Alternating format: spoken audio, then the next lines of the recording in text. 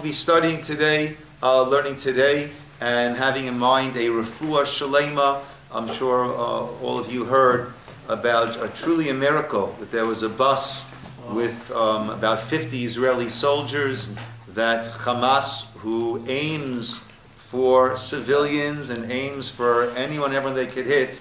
So there was an anti-tank missile which they shot, which hit that bus, and the 50 soldiers had gotten off literally minutes or moments beforehand, and instead of chas v'sholom, a terrible tragedy, there was one soldier was injured, was burnt, was injured, and his name, Chai Rivka, is? Shoval Michael. Shoval Michael. Ben Michal. Ben Michal. So we Shoval are... Michael. Ben Michal. Ben Michal. So we are, our learning today is dedicated towards a refuah shalema, a complete and speedy healing for this fine young man who's putting it all out there to protect all of our people, our brothers and our sisters. Kein Yehi Ratzon. Amen. Okay, so today's topic, there will not be a class next week. People are usually busy with their family on Thursday, Thanksgiving. So today is Thanksgiving. Some good sources and thoughts and conversations on the attitude of gratitude, the concept and the attitude of gratitude, and how that is one of the most important things that a person has, and that actually, we'll soon see different sources about its importance, but that really determines the world that a person is going to feel that they are living in. As we say many times, happiness is not a result of our circumstances, but it's a result of our perception of our circumstances. The proverbial, is the glass half empty or is the glass half full, right? And if a person focuses on all the beauty that they have in their life, then they're living in heaven, they're living in a wonder world. And if that very same person focuses on the challenges in their life, they're living in hell. And every single person has this option. And if a person chooses to live a life filled with gratitude and appreciation for what they have, and that's where they place their focus, then life is literally heaven on earth. And otherwise, it could be very much otherwise. Now, whenever we have a study that tries to determine long-term, how has something affected the long-term outcome? So a long-term study always is fraught with the challenge of, well, there are so many other variables that take place in the middle, so how do we know if we can truly identify and attribute certain results to certain earlier states or phenomena? So in the early 1990s, I have it on your sheets over here, the nun study took place. Some 700 American nuns, all members of the school sisters of Notre Dame in the U.S., agreed to allow their records to be accessed by a research team investigating the process of aging and Alzheimer's disease. At the start of the study in the 1990s, the participants were aged between 75 and 102. In 1930, the nuns, then in their 20s, have been asked by the Mother Superior to write a brief autobiographical account of their life and their reasons for entering the convent. These documents were now analyzed by the researchers using a specially devised coding system to register, among other things, positive and negative emotions. By assessing the nuns' current state of health, the researchers were able to test whether their emotional state in 1930 had an effect on their health some 60 years later. And here's the key. Because they had all lived a very similar lifestyle during these 6 decades, right? There weren't marriages and either successful or unsuccessful marriages. There wasn't the factor of raising children, of not having children, or having children, and challenges or non-challenges with their children. It was for the most part, similar as lives can be, but the myriad variables that most people have were somewhat muted when looking at this group. Scientists try to create that situation when they do studies. Right. Where everything is the Correct. same. Right. You want to exclude all the different variables so you can focus on what you're trying to understand. So again, because they had all lived a very similar lifestyle during these 6 decades, they formed an ideal group for testing hypotheses about the relationship between emotional attitudes, that which they had written some 70 years earlier, and health, and where they were now 70 years later. The results published in 2001 were startling. The more positive emotions, contentment, gratitude, happiness, love, and hope the nuns expressed in their autobiographical notes, the more likely they were to be alive and well these 60 or 70 years later. The difference was as much as 7 years in life expectancy. 7 years is quite a chunk of time. So remarkable was this finding that it has led since then to a new field of gratitude research, as well as a deepening understanding of the impact of emotions on physical health. Amazing. Our attitude, our sense of gratitude, hopefulness, all these contentment, right? I have gratitude, or I should have gratitude when I'm feeling content. It's hard to feel gratitude when I feel that I've been shortchanged. That affects our life. And not surprisingly, according to the Medrash, this concept is hinted to in the very first word of the Torah. What does Torah mean? Teaching. Teachings. Torah Chaim is teachings or instructions for life. And therefore it makes sense that this incredibly powerful and important concept is alluded to in the very first word of this book of God's instructions to life that he gave to us. Bereshit bara Elokim et hashamayim ve'et haaretz. So, translated often, in the beginning, God created heavens and earth. Rashi says, no, it's better created in the beginning of God's creation of heavens and earth, and the world was, etc., etc. But however we work our way around that, the Medrash says, Bereshit, Bereshit, Be, for that which is called Reshit, then Bara Elokim, God created heavens and earth. Heavens and earth were created with the concept known as Reshit. Well, what is Reshit? What is Reshit? Reshit means beginning. But what is this Reshit that we are referring to? Rashi says, we have it both in Hebrew and English on our sheet, Bereshit bara eino mikra zeh omer ela darsheni. This pasuk is telling us, it's begging for interpretation.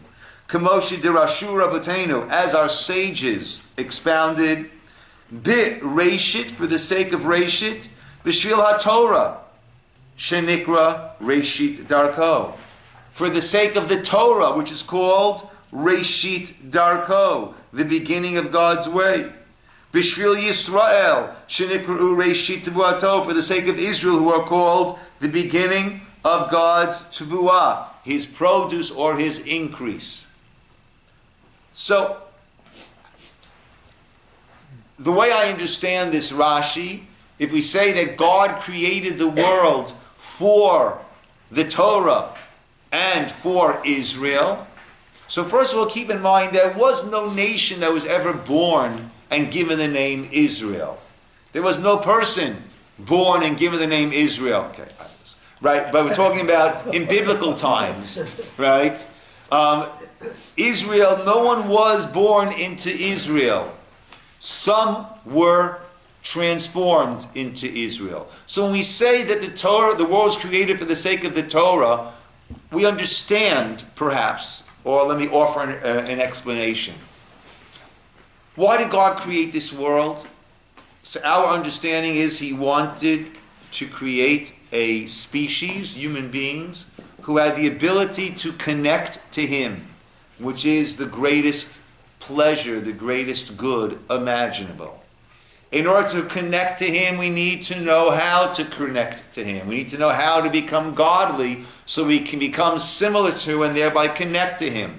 So therefore, there needs to be instructions. God needs to let us know what it is that He hopes for us. What is it that He's giving to us? That is Torah. He also needs to have people who are going to willingly accept that direction. Abraham was the first one to willingly accept that. He passed that on to his son Yitzchak, Isaac, who passed it on to his son Yaakov, Jacob, who passed it on to his 12 sons, who became the 12 tribes. And at that point, Yaakov was given the name Yisroel, Israel. So Israel doesn't mean a specific person. It means those that would accept this mission of accepting God's words and doing their darn best to live by it. And Ramchal, Rav Moshe Chaim Luzzatto writes that at that earlier point, had there been other individuals who would have connected to this and assumed the mission that Abraham assumed, then there would have been a United States of Israel. There would have been a number of different families, groups, nations that would have this mission of Israel. There were not others.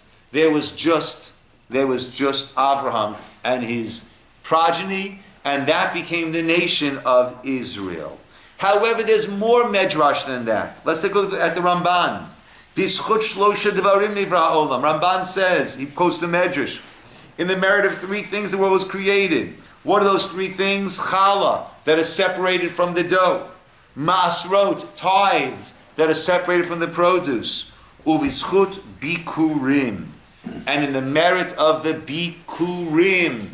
The bikurim are the very first fruits that are brought when in Israel, the 7 species of Israel, when they're first starting to bloom, we designate them, we tie something around them, because once the tree fills in or the produce fills in, you won't know which the first ones were, so we identify the early point. Once they are matured, then we bring those first fruits, the bikurim, to Yerushalayim.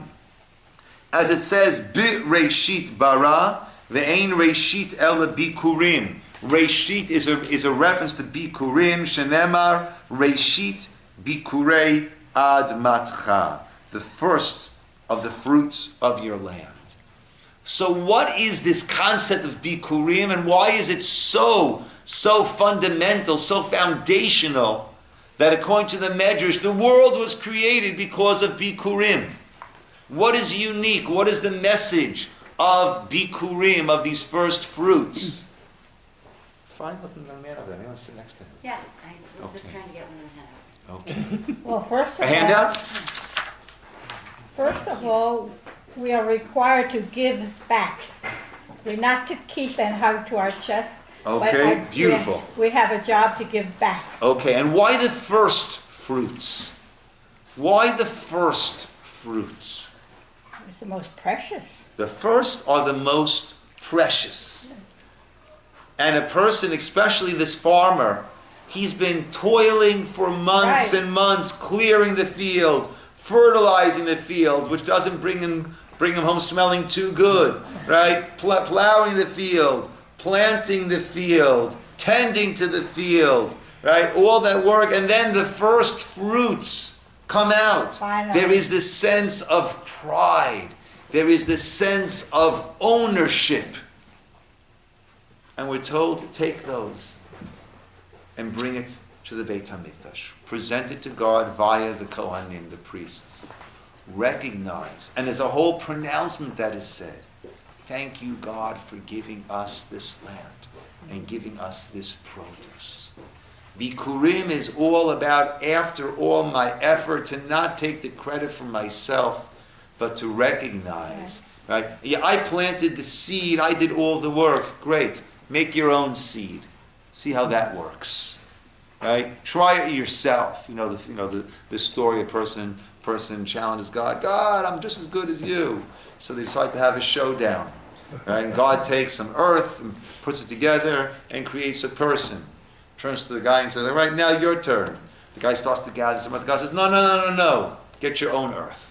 Right? Get your own seed. And let's see, with all the work and toil that went into it, let's see what results. Therefore, Bikurim is all about gratitude, recognition. Right? We call it Hakarat Hatov. What does Hakarat Hatov actually mean? Recognizing the good. You've got to recognize the good. We like to diminish that which others have done for us and to magnify that which we have done. The very first step is Hakarat Hatov.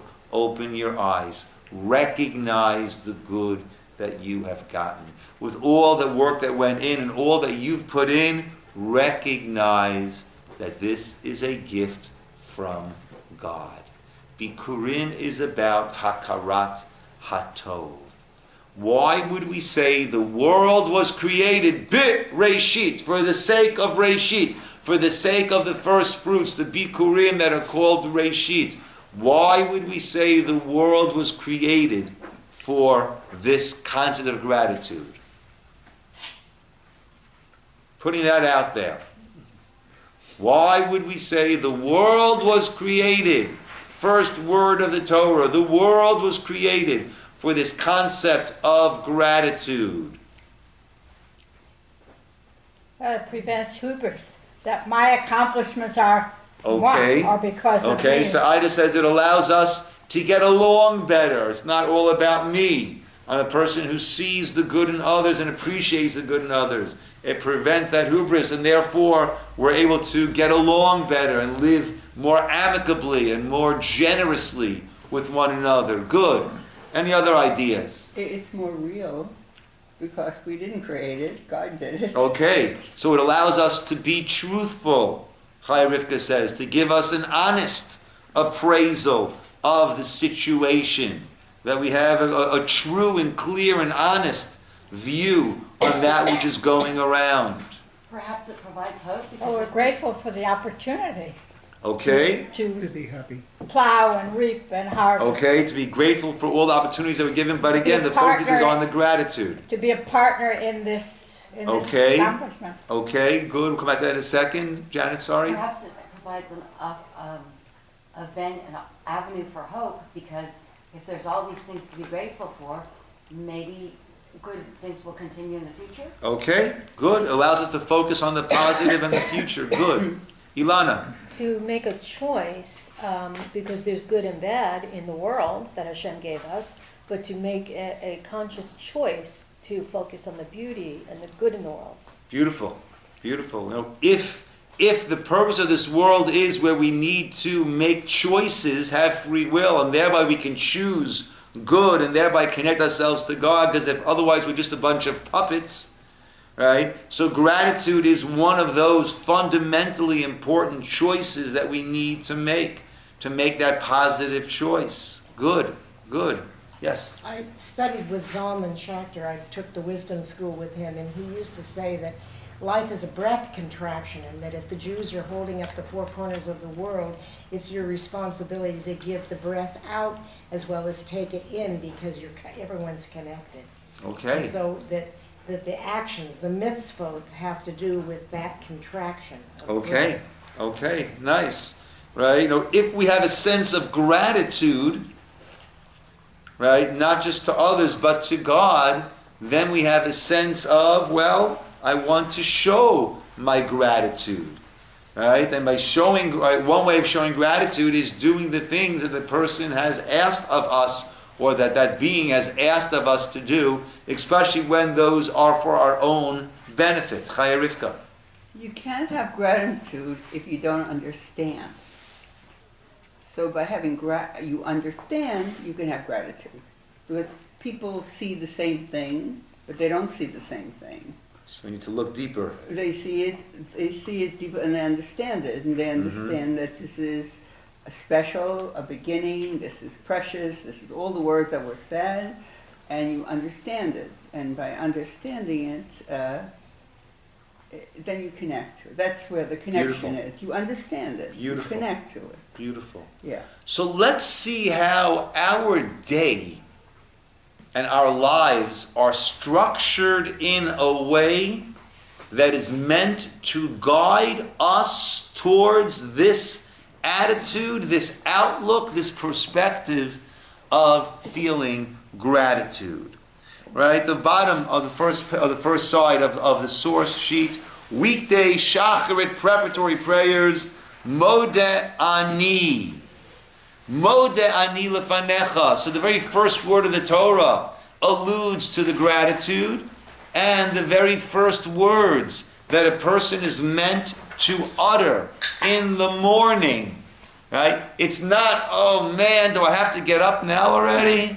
Right? Oh man, is it really morning? The very first words that we're supposed to utter are Modeh Ani lefanecha melech chai v'kayam shehechazarta bi nishmasi b'chemla rabba emunasecha.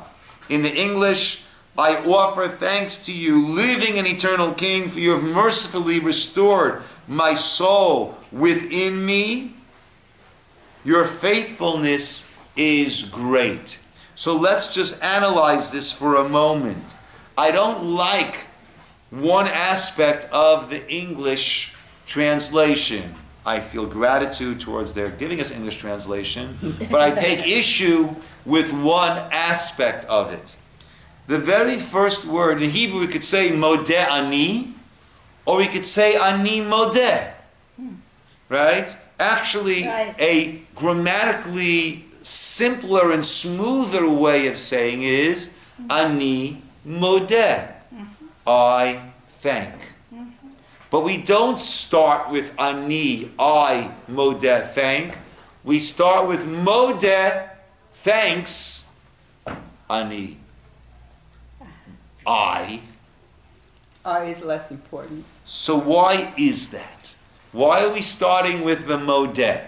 Since you pointed that out to me, Because so I every start now moment when I is a do the thank English you. portion of it, I'll say, in grateful gratitude. thanks. Good. I've Good. switched it now. So why? Why is it important to start with Modeh as opposed to starting with Ani? Because of the importance. The first word should not be Me. I, me. Right? I had my iPhone and my iPad and my you name it. The first word in the morning should not be me, I. The first word needs to be thanks. Thank you. The very first word of the Torah alluded to this idea of thanks. The very first word that we offer in the morning, that we utter in the morning, should be Modeh. Thanks. Right? Thanks. Now let me ask another question. Why is it important to say Ani? I think God figures out who's talking over here. Right? Right? Modeh Ani, as opposed to Modeh, my second cousin living in Arkansas. Right? Why Ani? Why do we need to say the word Ani? The relationship, Okay, the relationship. to make sure that we're starting out thinking it's a relationship. Okay, with God. forging that relationship between me and God. It's not just God out there, but it's myself and God, God and myself. Good. I think also it's important to have the gratitude, but we don't want to negate ourselves. We are not nobodies. We ain't nobody. We ain't a nobody. We are Unique. That's true. God put us here for a reason. Rav Volbe writes so beautifully, a person needs to realize that never before was there anyone exactly like me. Never again will there be anyone exactly like me. And God decided that the me that I am should be born and live in this time, in this place, in this situation, because I have what to offer. I bring to the table something that no one else has and no one else ever will bring to the table.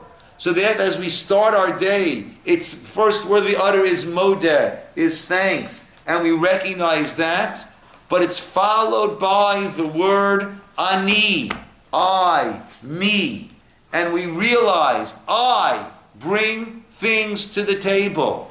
And that's the second word that we utter in the morning. Modeh ani. Thanks, me. I'm here. I'm here to rock and roll. I'm here to accomplish. Lifanecha. What does lifanecha mean? Before you. Before you. Why are we emphasizing that? We're always before God. Why are we emphasizing lifanecha? Maybe that's more of a relationship then. Okay, I'm recognizing the relationship. We know our place. I'm recognizing my place. Yeah. I'm recognizing the responsibility that this day that I'm about to live is a day that I'm living in God's presence. And that is very, very emboldening, if that's a word. Yeah, golden. That's very, very validating. That I'm not off marooned somewhere. Right? But famously, Moshe is told, Bo el Paro. Not go to Paro, come to Paro. Meaning, if God's telling Moshe to come to Paro, it's intimidating, but I'm right there with you. So come to Paro. I'll see you there. I'll meet you there. Lifanecha. We go through our day, so to speak, arm in arm, hand in hand with God. Modani lefanecha. Go ahead. You have to have the ani, because if you just said modeh lefanecha, it's an abstract thought. One, it would say one gives thanks to God, but modeh ani Nice. lefanecha.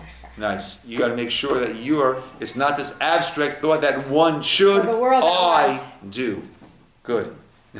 They say, I think the Bali Musa say, when we say Shema Yisrael Hashem Elokeinu Hashem Echad, God is the sovereign ruler. So you're supposed to think east, west, north, south, six directional everywhere. They say, but don't forget the most important place. Right there.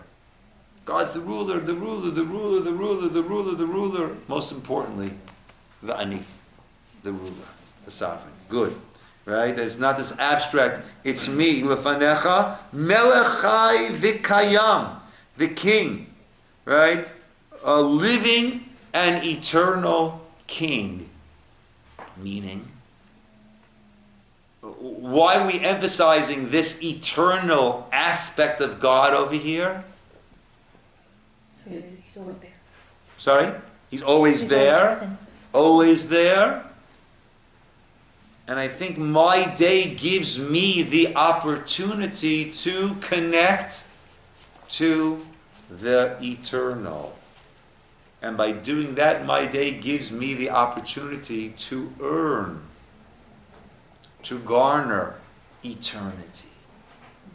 Melech chai v'kayam shehechazarta bi nishmati bichemla. You have returned, restored into me, my soul, bichemla, with compassion. With compassion. Why is it with compassion? Because maybe we didn't deserve to awaken after the night. Maybe our track record hasn't been stellar. Another gift. Maybe our track record has not been stellar. Right? Bichemla. I forget who once described a very, just a fascinating thought. Just ask somebody in a hospital word Yeah, about that phrase. yeah, We yeah, and that's and this day I'm right. alive again. Hallelujah. Yeah, and Hallelujah. we have nothing coming to us. You know, I mentioned last night or a couple of nights ago, and we learned a couple minutes between Mincha and Mariv. God didn't make us exist on a heart or on a energy source like a motor that keeps running. Like that, the motor at some point stops and the person would die. Heartbeat is bum bum, bum bum, bum bum. Our heart is always stopping and starting, stopping and starting. So, you know, it's not that, oh, the person died, his heart stopped. Our heart's always stopping. The person died because his heart didn't restart as it had a billion times prior to that. It didn't restart, right? We're not owed anything. Every moment is a gift. It's bechemla. I once heard someone describe, you know, a person goes before the heavenly tribunal. And they say, all right, time's up. And I said, what do you mean time is up? They say, that's it. Time's up. It's been a good run. You had your time. Time is up. And the person begs and pleads and says, there's so much more that I need to do. There are people there that I love. I want to spend more time with them. I want to accomplish more. Please, please, please. And they have this whole heavenly debate up there. And the heavenly court, in their compassion, they say, okay, okay. And with that, the alarm goes off in the morning. And the person wakes up and says, oh, I got to get up already? Right? That's bechemla. That's what goes on at night. Right? Do we give another day? Do we not give another day? And we beg. Our soul begs, I need more time. Please give me more time. I'm sorry? Behemla means what? With compassion. With compassion. Because that's every night and every morning. They're deciding, yes, thumbs up or thumbs down. And we say, please. And the Shah says, please give me more time. And then we wake up. Right? And unfortunately, very often our attitude, instead of being modani for this chemla, thank you for this compassion, we say, oh man, it's already 5:04, I gotta get up now. Oh, gosh, I'm so tired. Such a headache. I got so much to do. Interesting. Rabbi emunatecha. Your faithfulness is great. So, some explain that to mean, right? Great is our faith in you, God. But others explain, your faithfulness is great. Extends to us. Meaning, the very fact that we are waking up this morning means that God has faith in us. Your faithfulness is great. Obviously, there's what we can accomplish. We have a mission. We're meant to be doing. Otherwise, it would be all over. I forget which Hasidic Rebbe, his son, Rabbi Tversky, in his book Not Just Stories, tells this story. There's a Hasidic Rebbe whose son was deathly ill, literally just barely holding on to life. And he went to another greater Hasidic Rebbe and he asked him to daven. And he said, please daven for my son. My son is such a tzaddik. And the other Rebbe says, not such a tzaddik. My son is such a kadosh, such a holy. Not so kadosh, not so holy. He is such a scholar. He's so knowledgeable. He's not knowledgeable. He's so dedicated to his studies. He's not so dedicated to his studies. Everyone say afterwards, Rabbi, what were you doing? Why were you knocking him down, knocking his son down? And he said, he was pronouncing the death sentence for his son.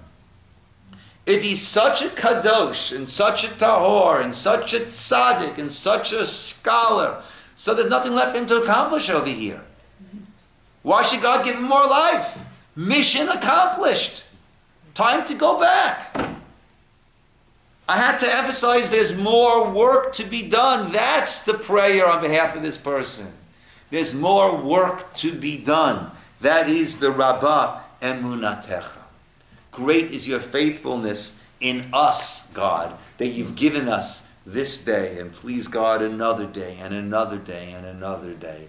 And all of this is meant to make us feel this gratitude and strengthen us, validate us with this mission.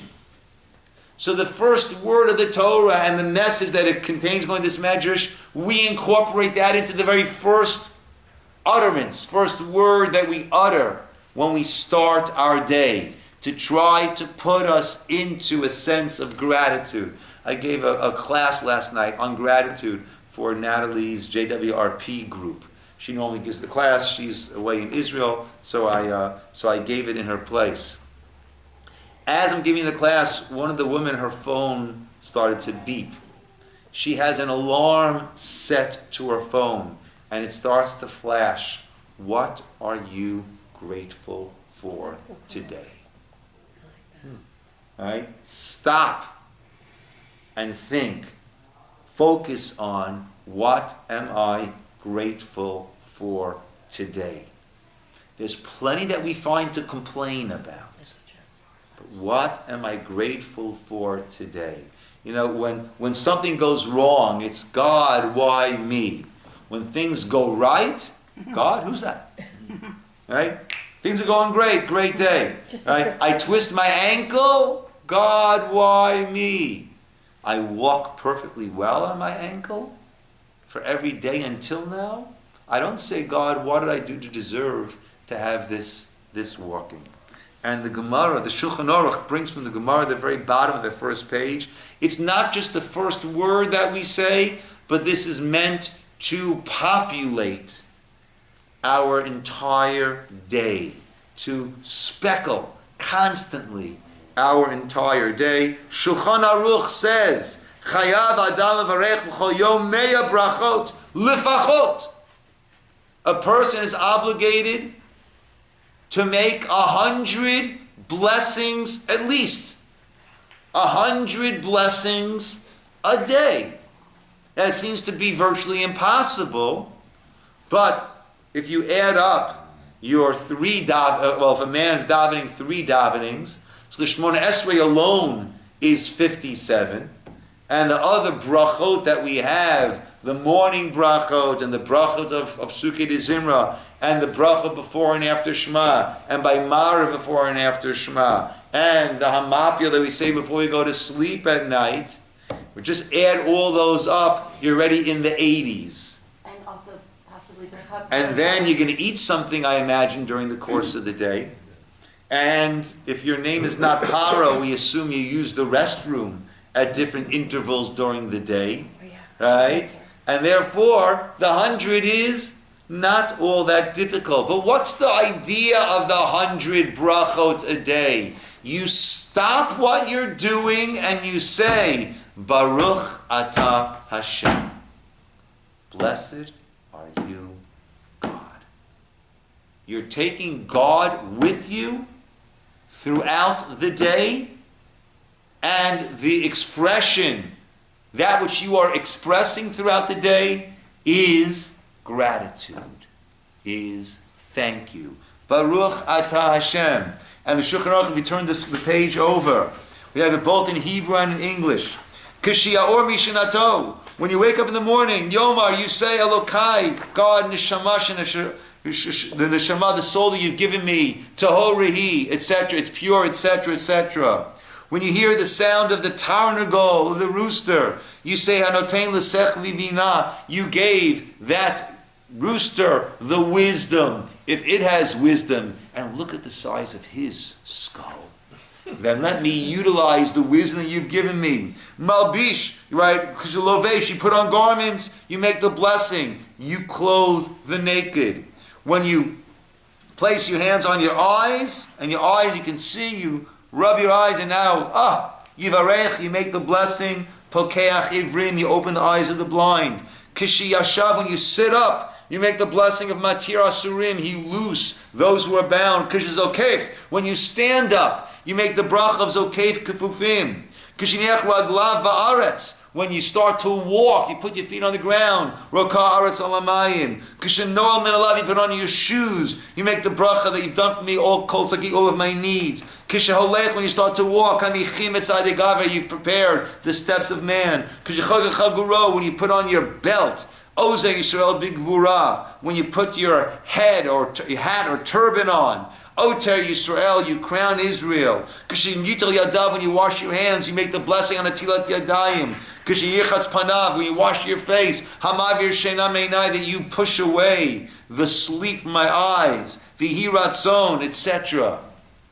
Now, we don't break it up like that. We gather them all together as our morning blessings and say them as a set of 15 brachot in the morning. But the idea is, don't take these gifts for granted. Don't take the gifts for granted. I mentioned before, I mentioned a while ago, when I was teaching my yeshiva in Israel, there was a boy, there was vacations coming up, and the boys who came from somewhat well-to-do families, they were all going off for a vacation to Eilat, and this boy cannot afford to go, so he was feeling kind of down about it. He sits down with me, Rabbi, I don't want to learn today. What's wrong? I'm feeling down. What's wrong? Everyone's going on vacation, and I'm not going.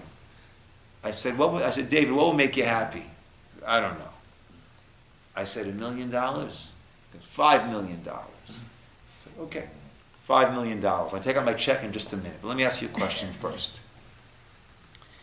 Would you rather, right? And I said, and if God would give you $5 million, would you feel appreciation? Oh, yeah. Right? No problems with davening? No problems with davening, Rabbi. Tefillin? Put on the tefillin. Shabbat? Yeah, I keep the Shabbos. Yeah. If God gave me $5 million, I'm full of appreciation. I'm there. I said, let me ask you a question, David. I said, let me give you a choice. We're going to play Let's Make a Deal. My name is Bob Barker. He didn't know who Bob Barker was. I'm old. Right? My name is Bob Barker. Door number 1 or door number 2? I want you to make the call. Door number 1 is you sitting there with a check for $5 million in your hand, but unfortunately you're sitting in a wheelchair.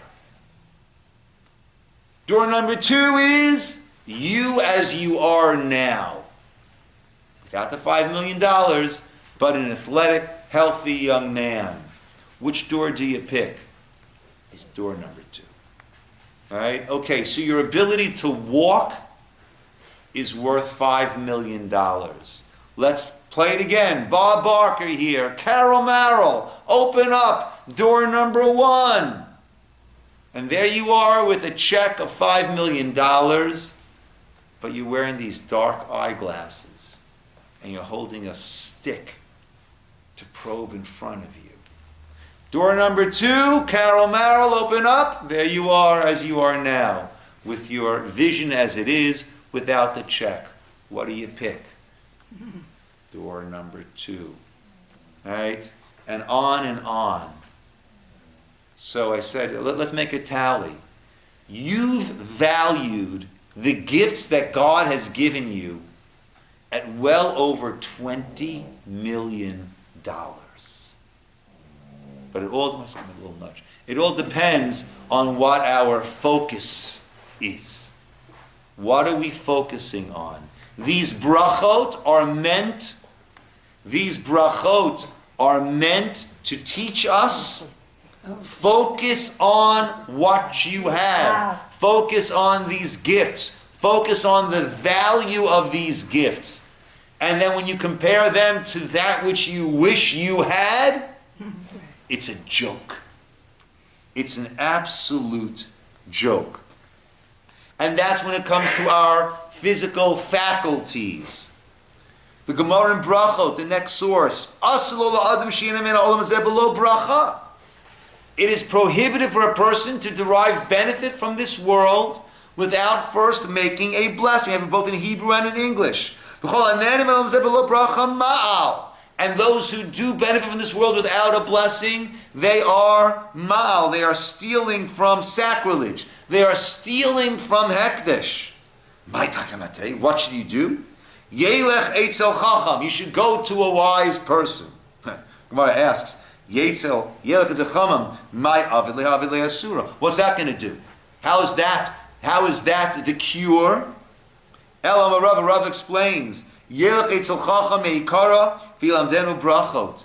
You should go to a chacham from the start and let him teach you to make brachot, blessings. Kedei shelo yavo lidei meila. You won't come to meila. The blessings, besides all the blessings for the physical faculties that we have. I'm about to eat something. Thank you, God. Before.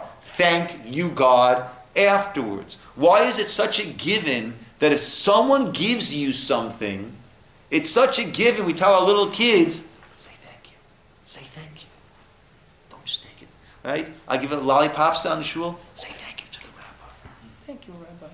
Why is it such a given that to the person who gives us something, we say thank you, but when God, who created it and allows us to have it, why is that such a challenge?